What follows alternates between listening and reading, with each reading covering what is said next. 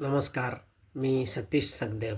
टाटा मोटर्समधून निवृत्त झाल्यानंतर स्वातंत्र्यवीर सावरकर मंडळ निगडी प्राधिकरण पुणे येथे ग्रंथालय कार्यकारिणी सदस्य म्हणून काम करण्याची संधी लाभली आणि तिथेच सावरकरांच्या साहित्याचा परिचय झाला. आणि म्हणून आज मी सावरकर या स्पर्धेमध्ये ज्येष्ठ गटातून सहभागी होतो आहे. माझा विषय आहे अभिनव प्रयोगशील सावरकर, कविता, नाटके आणि कादंबरीतून देशभक्ती. सावरकरांच्या नावावर एकूण 6 काव्यसंग्रह आहेत. त्यांची पहिली प्रसिद्ध कविता सवाई माधवरावांचा रंग, त्यांची शेवटची प्रसिद्ध कविता शस्त्रगीत. त्यांच्या व्यक्तिमत्वाचे विविध पैलू त्यांच्या बहुसंख्य कवितातून कोरले गेले आहेत. ज्या 3 प्रमुख निष्ठांवर त्यांची काव्यसृष्टी विकसित झाली त्या म्हणजे स्वातंत्र्यनिष्ठा, देशनिष्ठा आणि हिंदुत्वनिष्ठा. स्वातंत्र्याबद्दल उत्कट ध्यास, पारतंत्र्याबद्दल चीड यांच्या ताणातून त्यांच्या कवितेचा आशय विणला गेलेला आहे. त्यांच्या कवितांच्या केंद्रस्थानी असणारी कविता म्हणजे स्वातंत्र्याचे स्तोत्र. त्यात ते म्हणतात, याला आता उपाय वरवा, ऐकी करवा, मन भरवा. शस्त्रसामर्थ्याच्या उपासनेनेच स्वातंत्र्य देवता प्रसन्न होते आणि म्हणून शस्त्रगीत कवितेत लिहितात, वावया स्वदेश सर्वसिद्ध आत्मसाधना, नव्या पिढीस द्याद्वारे समग्र युद्ध शिक्षण. त्यांनी आपला देह सर्वस्वासह स्वातंत्र्याच्या यज्ञविधीवर ठेवला होता हे त्यांच्या माझे मृत्यूपत्र या कवितेतून स्पष्ट होते. त्यात ते लिहितात, स्वार्थ जाळून आम्ही कृतार्थ ठरलो. देहबलिदानासह आम्ही या मातृभूमीचे ऋण फेडण्यास सिद्ध आहोत हे त्यांनी त्यांच्या पहिला हप्ता कवितेत लिहिलेला आहे. ऋण ते फेडा या हप्ता पहिला, तप्त स्थंडिली देह अर्पितो हा. एकूण काय तर सर्वच कवितांमधून त्यांनी देशभक्तीच केलेली आहे. नाटकांचा विचार केला तर सावरकरांनी एकूण 3 नाटके लिहिली. त्यांचं पहिलं नाटक उशाप, दुसरं संन्यस्त खड्ग आणि तिसरं उत्तरक्रिया. त्यांच्या 3ही नाटकातून त्यांनी आपला ध्येयवादी दृष्टिकोन प्रकट केलेला आहे. हिंदुत्व, हिंदू धर्माभिमान, हिंदू राष्ट्राभिमान हा त्यांच्या व्यक्तिमत्वाचा घटक जो नाटकातील प्रमुख पात्रांच्या स्वभावामध्ये प्रकर्षाने जाणवतो. हिंदू हा राष्ट्राचा पाया आहे आणि तो जर संघटित झाला तर या देशाला स्वातंत्र्य मिळेल हे त्यांच्या विचारांचे सूत्र. आणि म्हणून अस्पृश्यता नष्ट झाली पाहिजे. पतितांना पावन करून घेणं हिंदू धर्माच्या दृष्टीने हितकारक आहे हेच त्यांनी भगवान कृष्णांच्या मुखातून या नाटकात सांगितलं आहे. पतित पावनत्व हेची ब्रीद या युगी. संन्यस्त खड्ग हे नाटक बौद्ध कालावर आधारलेलं आहे. अग्नी आणि खड्ग यांना तोंड देण्याची शक्ती बौद्ध धर्मात नव्हती आणि म्हणून भविष्य काळामध्ये संरक्षणासाठी 2च गोष्टी आहेत, ते म्हणजे शौर्य आणि बल. रणाविना स्वातंत्र्य कोणा मिळे हा त्यांचा सिद्धांत. आणि म्हणून ते म्हणतात की अधिकतर हिंसा टाळण्यासाठी जी अपरिहार्यपणे अल्पहिंसा करावी लागते तीच खरी अहिंसा हे त्यांनी या नाटकात स्पष्ट केलं आहे. त्यांचं तिसरं नाटक उत्तरक्रिया. या उत्तरक्रिया नाटक म्हणजे मराठ्यांच्या इतिहासाचा अभिमान यात प्रकट केलेला आहे.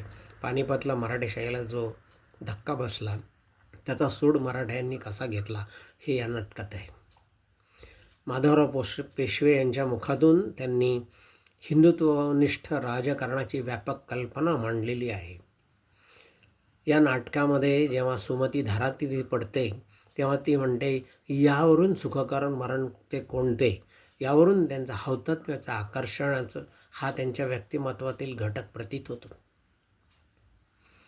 या 3ही नाटकातून त्यांनी अस्पृश्यता, मंदिर प्रवेश आणि मराठ्यांच्या उत्थानामागील हिंदू राष्ट्र निर्मितीचं तत्त्व अशा इत्यादी अनेक गोष्टींना उत्तरं दिलेली आहेत. एकूण काय तर 3ही नाटकातून त्यांनी त्यांच्या ध्येयाचे आणि तळमळीचं प्रतिबिंब आपल्या लक्षात येतं. म्हणजेच काय, त्यांनी नाटकांमधून सुद्धा देशभक्तीच केलेली आहे. त्यांच्या नावावर 2 कादंबऱ्या आहेत. त्यातली पहिली कादंबरी काळे पाणी आणि दुसरी कादंबरी मला काय त्याचे, अर्थात मोपल्यांचे बंड. काळे पाणी ही कादंबरी जरी अंदमानातील कारावासाच्या यातनांचा आणि तिथल्या जीवनपद्धतीचा परिचय करून देण्याच्या हेतूने लिहिलेली असली तरी अंदमान हे हिंदू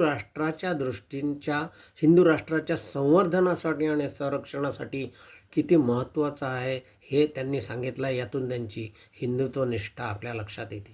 आणि म्हणून ते म्हणतात, ही वसाहत मोडू नका, बंद करू नका.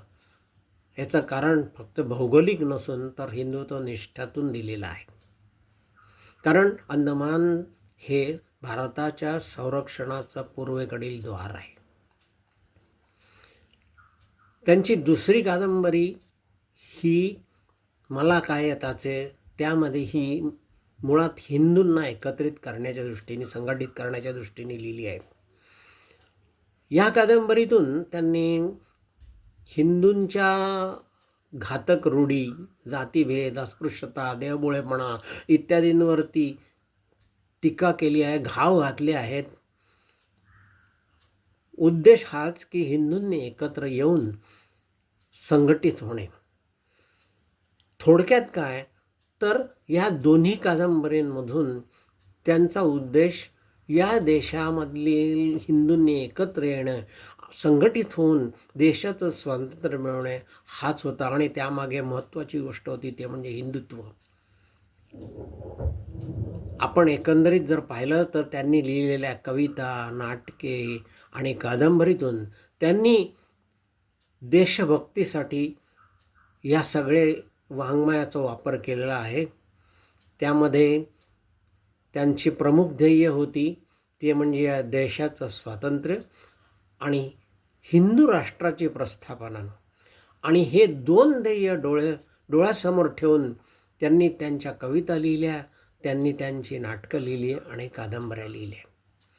त्यांनी त्यांच्या वाङ्मयाचा वापर मनोरंजनासाठी केलेला नाही तर देशाच्या स्वातंत्र्यासाठी, हिंदूच्या संघटनांसाठी केलेला आहे.